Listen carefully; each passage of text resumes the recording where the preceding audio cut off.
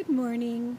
It's the end of week 2, Wednesday, June 14th? No, 13th. And this is your child development team, Cindy Radican and Val Singleton. Good morning. And this is our weekly report out. And we had a great week. Lots and lots of ideas. We even have a hard time taking our breaks because we couldn't stop talking about. Do you hear the beeping? Oh, somebody's backing up. We're actually in the yard of our lab school. We were going to do something exciting, but it turns out that the whole rooms are broken down. So we're out in the garden, and the car finished backing up. So here we are. So this is Val, and she's going to take the first question, which is, Val, how will the rubric for online instruction and or accessibility affect your course redesign? Well, I love this piece. I was really excited when we talked about this piece yesterday, the rubric specifically, just because I'm very list-oriented. I really like things that allow me to do a checklist and kind of see where my holes are. I'm also a certified online instructor at Butte, and so thinking about how it's different and the resources I've been given there and how do you best utilize those things here is really exciting, and I really like to kind of bring everything that I can to whatever course I'm teaching. Accessibility is something that I'm glad that we talked about. I think that it's a necessary thing. It's something that is not a choice. And oftentimes we make these choices and it's not a choice. And so how do we make all of our material inclusive? How do we include all students and not make it so that anyone's different or needs anything so outlandish? It's already there and it's already accessible and it's just a part of the class. So I'm really looking forward to setting up the course or redesigning different pieces to make that happen. So that was a nice conversation we had with Anna and Sarah about so often what happens is when you make classes accessible for a particular population, it becomes better for everyone. Mm-hmm. And that's been true in our experiences in early childhood. We focus a lot on accessibility.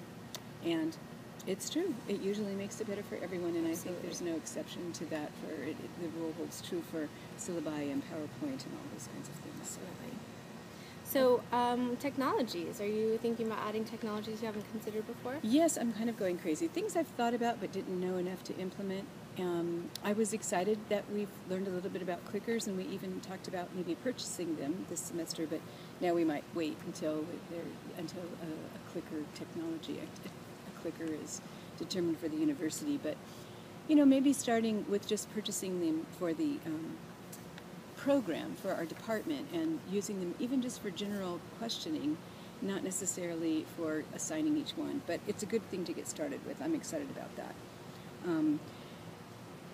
I think the technology that I'm getting really excited about has to do with group work, because to group them up, beginning with the article reading and how people can read together using Google Docs, I'm into that. We've used it once before, but not to its not taking that much advantage of it.